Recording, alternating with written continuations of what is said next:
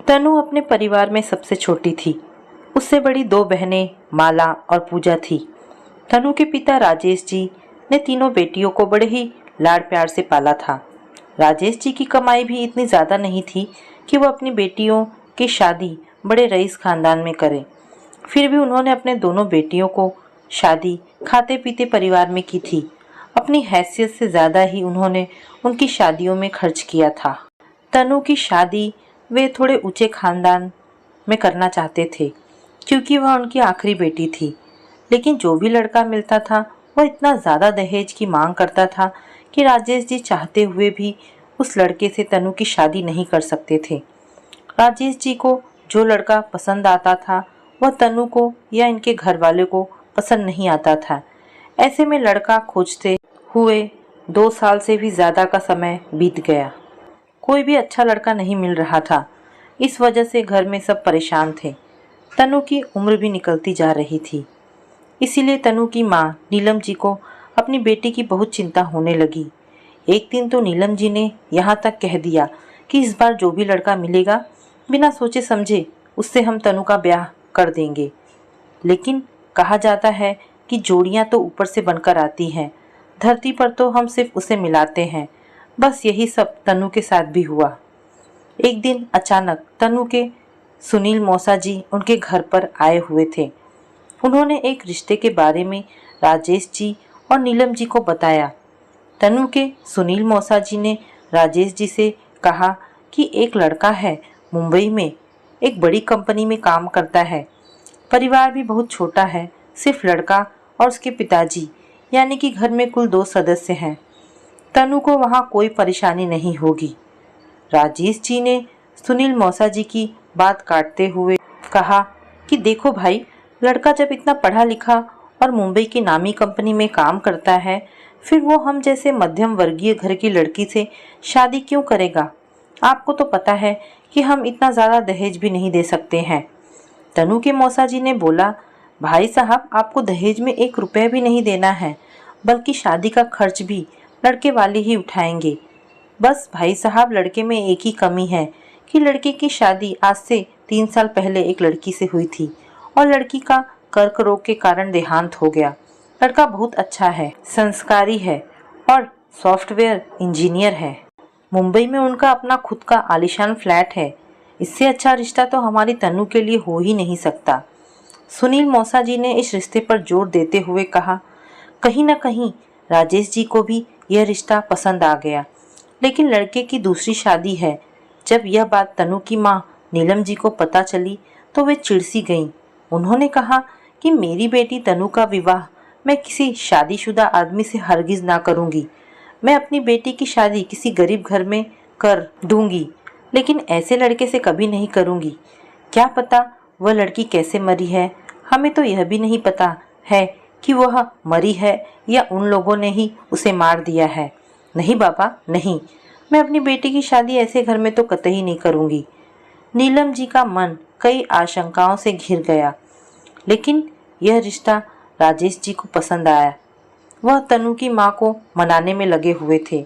उन्होंने कहा कि नीलम, एक बार हमें लड़के से मिलने में क्या बुराई है? हो सकता है कि हमारे तनु को ही वही लोग पसंद ना करें, और फिर लड़के में क्या बुराई है? लड़का सॉफ्टवेयर इंजीनियर है। अब क्या किसी व्यक्ति की पत्नी मर जाती है तो क्या उस लड़के की शादी नहीं होती? इसमें उसका क्या दोष? एक बार दिमाग ठंडा करके सोचो। इतना अच्छा रिश्ता है, हमारी बेटी बहुत खुश रहेगी।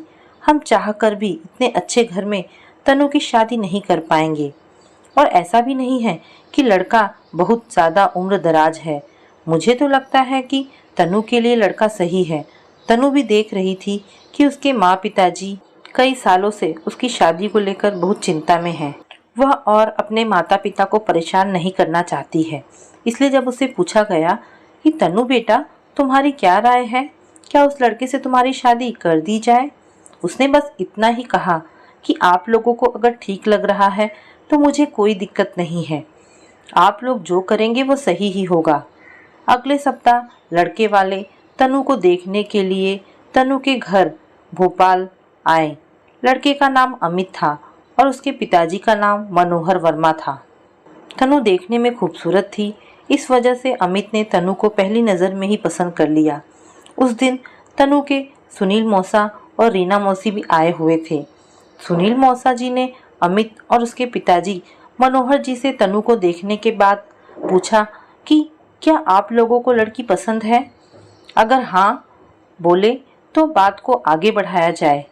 अमित और मनोहर जी दोनों ने सुनील मौसा जी को हाँ में जवाब दिया और कहा, भाई साहब आप बात को आगे बढ़ाइए, हमें तनु बहुत पसंद है, हमारी तरफ से ये रिश्ता पक्का समझिए। मनोहर जी ने राजेश जी और सुनील जी से कहा, आपसे एक विनती है, अगर आप लोग मान जाएंगे तो ठीक है, वरना हमें कोई एतराज़ नहीं है। उनका कहना था कि हम शादी अगर किसी मंदिर में करते तो अच्छा होता, क्योंकि दोबारा घोड़ी चढ़कर शादी करने का अमित का मन नहीं है। वह इस शादी को शांतिपूर्वक बिना किसी शोर शराबे के करना चाहता है। सुनील मौसा जी ने कहा, ठीक है भाई साहब, हम राजेश जी और नीलम जी से इस विषय पर बात करके आपको बता देंगे। लड़के वालों की बात सुनकर नीलम जी को थोड़ा ऐतराज हुआ। उन्होंने कहा, हमारी सबसे छोटी बेटी तनु की शादी में हम अपने सारे अरमान पूरा करना चाहते थे। आखिर घर की सबसे छोटी बेटी की शादी है। खैर, अब लड़के वालों की यही मांग है तो हम क्या कर सकते हैं। राजेश जी और नीलम जी अपना मन महसूस कर लड़के वालों की बात मान गए और तनु की शादी एक सादे समारोह में हो गई। तनु विदा होकर अपने ससुराल चली गई। ससुराल में सास तो थी नहीं, तो दरवाजे पर स्वागत करने के लिए अमित की चाची और उनकी बेटी रितु खड़ी थी और साथ में अमित के कुछ रिश्तेदार मौजूद थे। शादी के एक सप्ताह तक तो घर में बहुत चहल पहल था।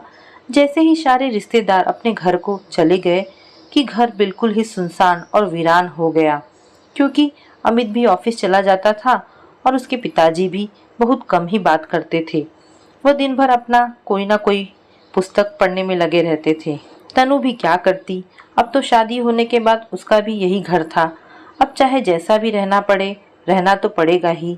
वह अपना दिन भर का काम निपटाती, बाकी समय में घर की साफ सफाई करती और कुछ समय अपना टीवी देखने में बिताती थी।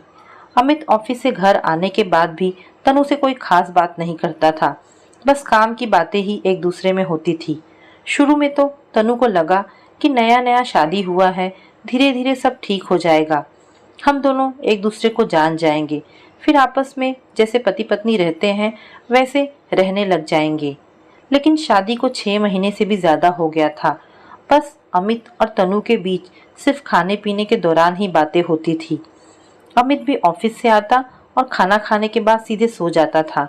यह भी नहीं पूछता था कि तनु कैसी हो, आज दिन भर तुमने क्या किया। उसके भीतर कोई उत्साह ही नहीं था अपनी शादीशुदा जिंदगी के लिए। कई बार तो तनु यही सोचती थी कि अगर मुझसे सिर्फ खाना बनाने खिलाने के लिए और घर में पोछा बर्तन करने के लिए शादी करना था तो फिर शादी करने की क्या ज़रूरत थी। इससे अच्छा कि यह लोग एक नौकरानी ही रख लेते। एक दिन तनु ने बहुत प्यार से खीर बनाई। तनु ने सोचा आज अमित का दिल खीर खिला के जीत लूँगी। उसे पता था कि अमित को खीर बहुत पसंद है, इस वजह से उसने बड़े प्यार से बनाया था। उसने अमित और अपने ससुर जी को कहा कि आप लोग खाने की टेबल पर बैठिए, मैंने आप लोगों के लिए आज स्वादिष्ट व्यंजन और खीर बनाई है। भोजन के बाद खीर खाकर दोनों लोग चुपचाप अपने कमरे में चले गए। उसके बाद तनु ने भी अपनी लिए खीर निकाली और खाने के लिए बैठ गई। जब खाने बैठी तो उसने खीर टेस्ट किया तो उसे बहुत फीकी सी लगी। उसे याद आया, अरे यार, खीर में तो वह शक्कर डालना भूल ही गई। वह मन ही मन सोचने लगी, अमित जी और पापा जी ने तो एक बार भी नहीं कहा इसमें शक्कर है ही नहीं, कितनी फीकी बनी है यह खीर। वह बहुत चिंता में पड़ गई। सीधे अपने कमरे में गई और अमित से बोला कि अगर खीर में शक्कर नहीं था तो आपने कहा क्यों नहीं। अमित का जवाब इतना ही था, कोई बात नहीं, टेबल पर शक्कर रखा हुआ था, हमने उसी के साथ खीर खा लिया था। आखिर तुम भी तो इंसान हो, गलतियां इंसान से ही तो होती है। उस दिन से तनु सच में बहुत परेशान हो गई थी। उसे समझ नहीं आ रहा था कि वह कैसे अपने ससुराल को मैनेज करे। उसे अमित में कोई कमी भी नजर नहीं आती थी। वह चाहती थी कि अमित उससे अपने मन की हर बात शेयर करे, अच्छी बुरी सारी बातें। जैसे दूसरे पति पत्नी रहते हैं, मगर अमित बहुत शांत रहता, उससे बहुत कम बोलता। अगर वह कभी बाजार जाने के लिए अपने पति से 200 रुपये मांगती तो उसे 500 देकर चला जाता था। अमित की खामोशी तनु को बहुत खलती। एक दिन जब अमित ऑफिस गया हुआ था, उसने मौका देखकर अपने ससुर मनोहर जी से बात करते हुए पूछा कि अमित जी क्या बचपन से ऐसे ही हैं? उन्होंने भी तनु की बातों का कोई स्पष्ट जवाब नहीं दिया। बस उन्होंने इतना ही कहा कि ऑफिस में काम का वर्कलोड ज़्यादा होता है, इस वजह से वह तुमसे ज़्यादा बातें नहीं कर पाता होगा, तुम्हें ज़्यादा समय नहीं दे पाता। धीरे धीरे सब ठीक हो जाएगा, तुम चिंता ना करो। तनु ने अपने ससुर जी से अमित के खाने पीने की पसंद और नापसंद के बारे में पूछा। क्या खाने में पसंद करता है? बातों के दौरान ही तनु के ससुर जी ने बताया कि अमित को खाने में करेला बिल्कुल भी नहीं पसंद है। करेले को देखकर वह गुस्सा हो जाता है। तनु को याद आया कि एक दिन तो वह सब्जी में करेला ही बनाई थी और उस करेले की सब्जी को वह बड़े प्यार से खा गया था। एक शब्द भी नहीं बोला कि उसे करेला नहीं पसंद है। उसके बाद भी तो उसने कई बार करेले की सब्जी बनाई थी, लेकिन अमित ने कभी कुछ नहीं कहा। अब तो तनु सच में बहुत ज़्यादा परेशान होने लगी थी। आखिर अमित ऐसा क्यों करते हैं? अगर उनको करेला पसंद नहीं था खाने में तो मुझे बता देते, मैं उस दिन के बाद से करेला नहीं बनाती। कुछ तो बात ज़रूर है जो वो मुझसे शेयर नहीं करना चाहते, लेकिन मैं भी कम नहीं हूँ। मैं पता लगा कर रहूँगी कि आखिर अमित ऐसा मेरे साथ क्यों करते हैं। तनु ने कितनी बार अमित से कुछ पूछने की कोशिश की कि आप हंसते क्यों नहीं हो, आप मुझसे ज़्यादा बातें क्यों नहीं करते हो। अमित बस मुस्कुराकर तनु की बातों को टाल देता था। तनु एक दिन सुबह सुबह सबको नाश्ता कराकर न्यूज़पेपर पढ़ रही थी, तो उसमें एक बगल के ही स्कूल में टीचर की वैकेंसी निकली हुई थी। तनु ने सोचा कि क्यों ना मैं जाकर इंटरव्यू दे दूंगी, मेरा भी टाइम पास हो जाएगा। दिन भर बैठे बैठे बोर होती रहती हूँ। शाम को जब अमित घर पर आया तो तनु ने इंटरव्यू वाली बात अमित से शेयर की। अमित बोला, देख लो, अगर हो जाता है तो अच्छी बात है, तुम्हारा भी दिन अच्छे से कट जाएगा और पढ़ाना भी कौन सा खराब काम है, यह तो बहुत अच्छा काम है। सुबह अमित को ऑफिस भेजकर और अपने ससुर जी को दवाई और नाश्ता खिलाकर तनु इंटरव्यू के लिए स्कूल में चली गई। वहाँ गई तो और 3-4 लड़कियाँ इंटरव्यू के लिए आई हुई थी। सबने बारी बारी से इंटरव्यू दिया, लेकिन फाइनल सिलेक्शन तनु का ही हुआ। अगले 1 तारीख से तनु स्कूल में पढ़ाने जाने लगी। स्कूल में जाते जाते धीरे धीरे सारे शिक्षकों से उसकी दोस्ती हो गई। उसे बाद में पता चला कि उसके स्कूल में जो एक शिक्षिका पढ़ाती है वो उसके घर के जस्ट बगल में ही रहती है। फिर उस दिन से तो दोनों साथ ही स्कूल जाते और साथ ही स्कूल की छुट्टी के वक्त घर आते थे। एक दिन तनु जब अपने सहकर्मी दोस्त माया के साथ घर वापस आ रही थी तो बातों बातों में उसने पूछा, माया तुम कब से यहाँ पर रहती हो? माया ने जवाब दिया, तनु मैं यहीं पर पैदा हुई हूँ। तनु ने फिर पूछा, फिर तो तुम मेरे पति यानी कि अमित वर्मा को भी बचपन से ही जानती होगी। हाँ हाँ तनु, क्यों नहीं जानती हूँ, उनको मैं क्या पूरा मोहल्ला जानता है। वह कमाल के सिंगर है। पहले कोई भी मोहल्ले में जागरण या कोई भी गाने का फंक्शन होता था तो अमित जी को उसमें जरूर बुलाया जाता था, और अमित जी जब गाते थे तो ऐसा लगता था कि बिल्कुल किशोर जी गा रहे हैं। उनकी आवाज़ किशोर कुमार जी से काफ़ी मिलती जुलती है, लेकिन जब से अमित जी की पहली पत्नी काजल का निधन हुआ उन्होंने किसी से मिलना जुलना सब बंद कर दिया। काफ़ी खामोश रहने लगे। किसी भी कार्यक्रम में पहले जैसे अब भाग भी नहीं लेते।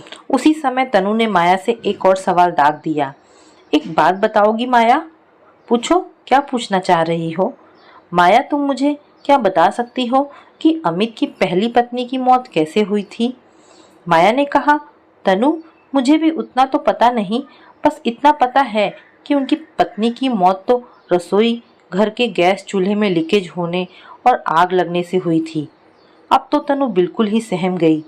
क्यों ना हो, दाल में जरूर कुछ काला है, क्योंकि उसे तो यह बताया गया था कि उनकी पहली पत्नी बीमारी की वजह से मरी थी, लेकिन यहाँ तो माया बता रही है कि आग लगने से उसकी पहली पत्नी की मौत हुई है।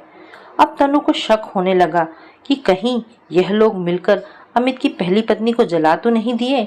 अगर यह बात सही नहीं है तो फिर हम लोगों से झूठ क्यों बोले कि अमित की पहली पत्नी की बीमारी की वजह से मौत हुई। इसी उधेड़-बुन में घर आने के बाद ही तनु ने सीधे अपनी माँ को कॉल मिलाया और सारी बातें अपनी माँ से शेयर किया। अब तो तनु के घर वाले भी डरने लगे थे कि कहीं हमारी बेटी के साथ भी कुछ ऐसा ही दुर्घटना ना हो जाए। तनु का मन बिल्कुल ही बेचैन हो रहा था। उसका मन अपने ससुराल में बिल्कुल ही नहीं लग रहा था, क्योंकि उसे लग रहा था कि उससे हर बात छुपाई गई है। पता नहीं और क्या क्या बात उसे छुपाई जाती है। शाम को जैसे ही अमित ऑफिस से घर आया, तनु ने कहा कि कल मुझे मेरे मायके पहुंचा दो, मेरा अभी मन नहीं लग रहा है, कुछ दिनों के बाद मुझे लेने आ जाना। अमित का एक बार में ही मान जाना तनु को बिल्कुल ही अजीब सा लगा। एक बार भी उसने नहीं कहा कि अभी क्यों जाओगी, बाद में चले जाना। उसने हाँ में सिर हिला दिया है। ठीक है, कल मैं पहुंचा दूंगा। अमित ने तनु को उसके मायके छोड़ दिया। घर में अब सारे परेशान थे, लेकिन तनु के पापा ने कहा कि देखो बेटी, जो होना था वह तो हो गया। अब अमित तुम्हारा पति है। पहले क्या हुआ क्या नहीं हुआ उससे हमें कुछ लेना देना नहीं होना चाहिए। तुम यह देखो कि तुम्हारे साथ अमित कैसा व्यवहार करता है। पापा, यही तो परेशानी है। अमित मुझसे कुछ कहता ही नहीं, सिर्फ मुझसे रिश्ता खाना पीने तक का ही है। उसके बाद वह अपने ऑफिस के कामों में व्यस्त रहता है। मैं चाहती हूँ कि मेरे साथ हंसे बोले, लेकिन पता नहीं ऐसा क्यों। तनु के पापा बोले, हाँ यह बात सोचने वाली है। तनु के पापा बोले कि बेटी एक काम करो, अमित के सगे चाचा चाची यहीं इसी शहर में रहते हैं, कल उनके घर चलते हैं, उनसे ही जानने की कोशिश करते हैं कि आखिर सच क्या है। उसी समय राजेश जी ने अमित के चाचा जी को फ़ोन लगाया और उनसे मिलने की इच्छा प्रकट की। चाचा चाची जी की बेटी रितु से तनु की अच्छी दोस्ती हो गई थी। रितु तनु की चचेरी ननद लगती थी। नंद भाभी की कभी कभी फ़ोन पर भी बात हो जाया करती थी। तनु ने रितु को फ़ोन लगाया और कहा, रितु, हम लोग भोपाल घूमने आ रहे हैं, तो टाइम मिलेगा तो हम चाचा चाची से भी मिलने घर भी आएंगे। तनु ने उसे पूरी बात नहीं बताई, क्योंकि अगर ऐसा बताती तो उसे शक हो जाता। वह चाहती थी कि रितु को शक भी ना हो और बात भी उसे पता चल जाए। अगली सुबह तनु और उसके पापा राजेश जी रितु के घर पहुंच गए थे। चाचा चाची और रितु ने भाभी और उसके पापा का खूब अच्छी तरह से मेहमान नवाजी की। रितु ने बातों बातों में ही पूछा कि भाभी, आपके और भैया में सब कुछ ठीक तो है ना? अब अचानक से अपने मायके चली गई। तनु ने कहा, नहीं जी, ऐसा कुछ नहीं है, बस मन नहीं लग रहा था तो मैं अमित जी को मेरे मायके की छोड़कर आने के लिए कहा। रितु ने तनु भाभी के चेहरे को भांप लिया था। उसने कहा, भाभी, आप इतना परेशान क्यों दिख रही हैं? कोई बात है तो आप मुझसे बेहिचक करिए, जितना भी हो सकेगा मैं आपकी मदद करूंगी। यह बात सुनते ही तनु अपनी ननद के गले लिपट गई और रोते हुए बोली, रितु, मुझे आपसे आपके अमित भैया के बारे में सब कुछ जानना है। अगर आप मुझे अपनी भाभी मानती हैं तो आप मुझसे कोई भी बात नहीं छुपाएंगी। हाँ भाभी, बताइए, क्या जानना है आपको अमित भैया के बारे में? चाची जी भी तनु को रोते देखकर चुप कराते हुए बोली, बहू, तुम्हें कोई भी परेशानी हो तो तुम मुझे अपनी सासू माँ समझकर शेयर कर सकती हो। अमित मेरा बेटा ही है, इसके नाते तुम मेरी बहू हुई। बताओ, आखिर कौन सी चिंता है जो तुम्हें खाए जा रही है? तनु ने चाची जी से कहा, चाची जी, जब से शादी हुई है अमित मुझसे इतना चुप चुप क्यों रहते हैं? ऐसा लगता है कि कितने दर्द अपने अंदर समेटे हुए हैं। कुछ भी चीज़ मुझसे शेयर नहीं करते हैं, ना ऑफिस की, ना कोई अपनी पर्सनल प्रॉब्लम। हमें बताया गया था कि अमित की पहली पत्नी की मौत कैंसर होने की वजह से हुई थी, जबकि मुझे पता चला कि उनकी पहली पत्नी काजल की मौत जलने से हुई थी। और मुझे समझ में नहीं आ रहा है कि आखिर सच क्या है। चाची जी बोली, बहू, तुम बिल्कुल ही निश्चिंत रहो। अमित बहुत ही अच्छा और समझदार लड़का है। वह कभी भी तुम्हारे साथ गलत नहीं कर सकता है। और रही बात तुमसे बात छुपाने की, तो आज मैं वह सब सच तुमको बताऊंगी। दरअसल बात यह है कि अमित और काजल दोनों एक ही कंपनी में नौकरी करते थे। शादी होने के बाद अमित नहीं चाहता था कि काजल दोबारा से नौकरी करे। इस वजह से उन दोनों के बीच में लड़ाई होनी शुरू हो गई थी। गुस्से की वजह से काजल बहू खाना भी सही तरीके से नहीं बनाती थी, बस जैसे तैसे कुछ भी बनाकर दे देती थी। एक दिन की बात थी, खाना बनाते वक्त काजल शायद सब्जी में नमक डालना भूल गई थी। इस वजह से जब उसने खाना परोसा तो अमित ऑफिस वर्क की वजह से टेंशन में उस पर गुस्सा कर दिया कि अगर तुम्हें खाना बनाना नहीं आता है तो छोड़ दो, यह भी मत बनाओ, हम बाहर से खा लेंगे। काजल भी गुस्से में अमित पर चिल्लाने लगी कि मैं तुम्हारी कोई नौकरानी नहीं हूँ। मैंने अपनी इंजीनियरिंग इसलिए नहीं की कि तुम्हारे घर बैठकर तुम्हारा खाना बनाऊंगी, तुम्हारे कपड़े साफ करूंगी। उनके रोज रोज के झगड़े की वजह से काजल ने कह दिया कि अब मैं तुम्हारे साथ एक पल भी रहना नहीं चाहती, मुझे तलाक चाहिए। अलग होने की बात सुनकर अमित बेचैन हो गया। उसने काजल से माफ़ी मांगी और कहा कि तुम मुझे छोड़कर मत जाना। तुम अगर नौकरी करना चाहती हो तो ज़रूर करो, मुझे कोई प्रॉब्लम नहीं। उसके बाद दोनों में आपस में बात सुलझ गई थी। काजल ने नौकरी ज्वाइन कर ली। एक दिन सुबह सुबह ऑफिस जाने की जल्दी में शायद गैस का मेन स्विच ऑन रह गया और काजल बहू जब स्नान करके रसोई घर में आई और जैसे ही उसने स्विच ऑन किया रसोई घर में आग लग गई और काजल बहू बुरी तरह से आग की लपटों में झुलस गई थी। अमित अपने ऑफिस में था। उस समय मनोहर भाई साहब गांव गए हुए थे। अमित को जैसे ही खबर मिली वह बेतहाशा दौड़ता हुआ घर आया और जब तक वे लोग उसे अस्पताल लेके गए तब तक काजल का शरीर 95% तक झुलस गया था। अमित बेटा काजल बहू को खो चुका था। बाद में सब जगह अफवाह उड़ाई गई। अमित के झगड़ों के कारण बहू ने खुद को आग लगा ली। पुलिस कार्यवाही भी हुई। जैसे तैसे करके मामले को रफा दफा किया गया। उस दिन के बाद अमित बेटा तो पूरी तरह से खामोश हो गया था। वह काजल की मौत का खुद को जिम्मेदार मान रहा था। इतना कहते कहते चाची जी की आंखों में आंसू उमड़ आए। फिर रितु ने कहा, शायद इसी वजह से भाभी अमित भैया आपसे ज़्यादा नहीं बोलते होंगे। वह आज तक काजल भाभी की मौत का जिम्मेदार खुद को समझते हैं। आप जॉब भी करने जाती हैं तभी आपको भाई कुछ नहीं बोले, क्योंकि अमित भैया बुरे इंसान नहीं हैं। उन्होंने काजल भाभी को इसीलिए जॉब करने से रोका था कि हम दोनों नौकरी करके क्या करेंगे, जब मैं पैसे कमाता ही हूँ तो तुम घर में रहो और अपना और मेरा ख्याल रखो। खैर छोड़िए, होनी को कौन टाल सकता है। फिर चाची जी ने कहा, उस दिन के बाद से अमित बेटा बिल्कुल ही उदास और चुपचाप रहने लगा। हमने भी देखा कि अगर ये ऐसे ही कुछ दिन रहा तो यह बिल्कुल ही मनोरोग से ग्रसित हो जाएगा। भाई साहब उसे मनोचिकित्सक के पास लेकर गए। डॉक्टर ने बताया कि इन्हें ज़्यादा समय अकेले ना छोड़ा जाए, नहीं तो यह अपना मानसिक संतुलन खो देंगे। इन्हें अंदर ही अंदर कोई चिंता खाए जा रही है। फिर हम सब परिवार वालों ने मिलकर यह फैसला लिया कि अमित की दोबारा शादी कर दी जाए, तो शायद यह फिर से पहले जैसा हो जाएगा। अमित का तो मन बिल्कुल भी नहीं था शादी करने का। हमने ही जबरदस्ती अमित बेटे की शादी कराई है। हमें क्या पता था कि तुम्हारे साथ भी ऐसे ही रहेगा। हमें तो लगा था कि शादी के बाद उसमें बदलाव आ जाएगा। चाची जी की बात सुनकर तनु के मन में अमित के प्रति प्यार और भी बढ़ गया। वह अब अपने ससुराल उसी पल जाना चाहती थी और उसी दिन उसने ठान लिया कि वह अमित को बदल कर रहेगी। तनु ने रितु से अमित के सारे पसंद और नापसंद के बारे में पता किया। उसे क्या अच्छा लगता है, कौन सी जगह पसंद करता है, वह हर छोटी छोटी चीज जो अमित पहले किया करता था। भोपाल से ही तनु अपने पिता राजेश जी से बोली, पापा मैं अब मायके नहीं जाऊंगी, मैं यहाँ से सीधे अपने ससुराल जाऊंगी। तनु अपने पापा के साथ सीधे अपने ससुराल पहुँच गई। मुंबई आते आते तनु को रात हो गई थी। वह जैसे ही अपने घर पर रात को पहुंची, दरवाज़ा खटखटाया तो अमित ने दरवाज़ा खोला। तनु को इतनी रात को देखकर वह काफ़ी डर गया था। क्या हो गया इतनी रात को तुम यहाँ पर, वह भी बिना बताए। तनु ने अमित से कहा, आप चुप ही रहो, अब आप कुछ नहीं बोलोगे।